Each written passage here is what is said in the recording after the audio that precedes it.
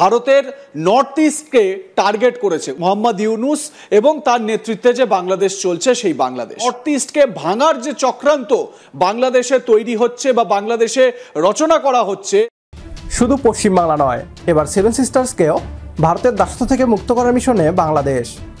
পশ্চিমবাংলার পর এবার সেভেন সিস্টার্সও দিল্লির বিরুদ্ধে যুদ্ধ ঘোষণা করে অবিভক্ত বাংলাদেশের অংশ হচ্ছে। আর এই সব কিছুই হচ্ছে ডক্টর মোহাম্মদ ইউনুসের ইশারায়।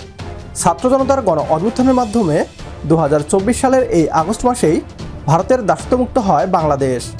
এবার পশ্চিমবাংলা ও সেভেন সিস্টার্সকেও ভারতের দাসত্বমুক্ত করার মিশনে লাল সবুজের এই দেশ বাংলাদেশের মানুষকে যেভাবে জিম্মি করে রেখেছিল, ঠিক একইভাবে পশ্চিমবাংলা ও সেভেন সিস্টার্সের জনগণকেও জিম্মি করে রাখা হয়েছে।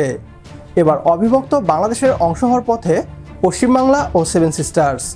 এরই মধ্যে বাংলা ভাষা এবং বাঙালি জাতীয়তাবাদ নিয়ে দিল্লির বিরুদ্ধে যুদ্ধ ঘোষণা করেছে পশ্চিমবাংলা। এবার সেভেন সিস্টার্সও খুব দ্রুতই পশ্চিমবাংলার দেখানো পথে হাঁটতে চলেছে। আর এই সব কিছুই হচ্ছে বাংলাদেশের সহায়তায়।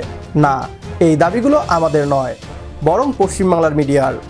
এ নিয়ে কি বলছে তারা, আসুন তা দেখি।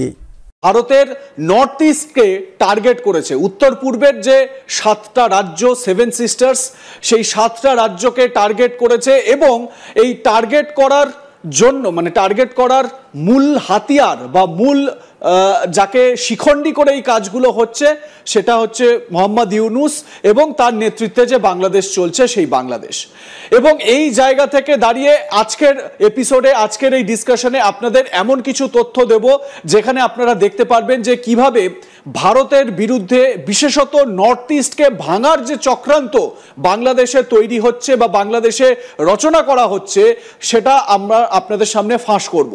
এবং এই ব্লুপ্রিন্ট যেরকমভাবে পাকিস্তান এবং বাংলাদেশ যৌথভাবে এই কাজ করছে তার পুঙ্খানুপুঙ্খ বিশ্লেষণ আমরা আপনাদের সামনে তুলে ধরার চেষ্টা করব। আমার সঙ্গে আজকে স্টুডিওতে রয়েছেন বিশিষ্ট defence expert RK Srivastava sir. Sir, আপনাকে স্বাগত আজ তাক বাংলায়। আমরা প্রথমে একটা একটা করে ডিটেলস তো দেখাবই এবং প্রত্যেকটি ক্ষেত্রে এটা বুঝিয়ে দেওয়ার চেষ্টা করব যে কিভাবে এই ভারতের নর্থ ইস্টের রাজ্যগুলোকে আলাদা করার চেষ্টা হচ্ছে, ভারত থেকে নর্থ ইস্টকে আলাদা করে দেওয়া হবে। এটা হচ্ছে গিয়ে মোদ্দা কথা। আমি যদি এটা বলি যে এর শুরুয়াতটা এর যে আরম্ভটা সেটা তো হয়েছিল মোহাম্মদ ইউনুস যখন বেজিং গিয়েছিলেন। একজন রাষ্ট্রপ্রধান তিনি হলেও বা তিনি অন্তর্বর্তী সরকারের ইলেক্টেড, তার গভর্নমেন্ট বডি নয়, কিন্তু তিনি রাষ্ট্রপ্রধান এই মুহূর্তে। তার মুখে প্রতিবেশী দেশ ভারতের নর্থ ইস্টের কথা, এবং আমরা জানি যে নর্থ ইস্ট খুব সেন্সিটিভ একটা জায়গা, সেন্সিটিভ একটা পোর্শন ভারতের জন্য। চীনের একটা হুমকার বা হুমকি সবসময় নর্থ ইস্টের দিকে ছিল আগাগোড়া। তো এই জায়গায় দাঁড়িয়ে আপনার কাছে আমি বিস্তারিত জানতে চাইবো, এবারে এই জায়গায় এই ওয়ারফিল্ডে চলে এসেছে পাকিস্তান। এই যে পাকিস্তান আর বাংলাদেশ, এরা কি খিচড়ি পাকাচ্ছে, কি অপারেশন করছে ভেতরে? দেখুন, এটা খুব গুরুত্বপূর্ণ প্রশ্নটা আপনি বা টপিক আপনি তুলেছেন আজকে। আর এটা কেন এসছে আজকে? হঠাৎ, এটা তো হঠাৎ হয়নি। যুদ্ধ এরকম হয় না। যুদ্ধে একটা টাইম লাগে, একটা প্রিপারেশন থাকে, প্ল্যানিং থাকে। এটা হয় না কি আপনি ঘুম থেকে উঠবেন আর একটা রাষ্ট্র অন্য রাষ্ট্র থেকে যুদ্ধ করতে। 4 দিন আগে DGISPR বাংলাদেশ পাকিস্তানের হঠাৎ ওনার মুখে যখন উনি একটা লেফটেন্যান্ট জেনারেল আহমেদ শরীফ চৌধুরী, উনি অফিসিয়াল স্টেটমেন্ট, উনি জানেন অনেকগুলো জিনিস। অপারেশন সিন্দুরে নিশ্চয়ই আপনি ওনাকে দেখেছেন পাকিস্তান পয়েন্ট অফ ভিউ দিতে। বাংলা ভাষা এবং বাঙালি জাতীয়তাবাদ এখন দিল্লির ভয়ের কারণ।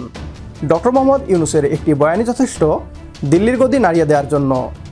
ডক্টর ইউনুস ভারতকে সতর্ক করে বলেছিলেন, নতুন বাংলাদেশ নিয়ে ষড়যন্ত্র করলে পরিণাম ভালো হবে না। বাংলাদেশে আগুন লাগানো হলে পশ্চিমবাংলা এবং সেভেন সিস্টার্সও জ্বলবে। বাংলাদেশে ষড়যন্ত্র করে ছাত্র জনতার সরকারকে উৎখাতে ব্যর্থ ভারত।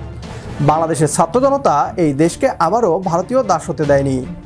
পশ্চিমবাংলা এবং সেভেন সিস্টার্সের জনগণ দিল্লির দাসত্বের বিরুদ্ধে ফুঁসে উঠেছে। এই সব কিছু বাংলাদেশের ইশারায় হচ্ছে বলে দাবি করছে পশ্চিমবাংলার মিডিয়া। বাংলাদেশের মানুষের অবিভক্ত বাংলাদেশ গঠনের স্বপ্নকে পূরণ করতেই পশ্চিমবাংলা ও সেভেন সিস্টার্সকে ভাঙতে চাইছে বাংলাদেশ। ভারত বাংলাদেশকে ধ্বংস করতে চেয়েছিল।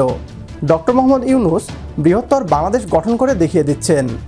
বৃহত্তর বাংলাদেশ বা অবিভক্ত বাংলাদেশের সমর্থনে প্রয়োজনে আরও একটি যুদ্ধ করতে প্রস্তুত এদেশের ছাত্র জনতা। একমত হলে কমেন্ট বক্সে ইয়েস লিখে জানিয়ে দিন আমাদের। সেই সাথে ভিডিও শেয়ার করে দেখার সুযোগ করে দিন আপনার বন্ধুদের। পরবর্তী ভিডিও দেখার আমন্ত্রণ জানিয়ে বিদায় নিচ্ছি আজ। আল্লাহ হাফেজ।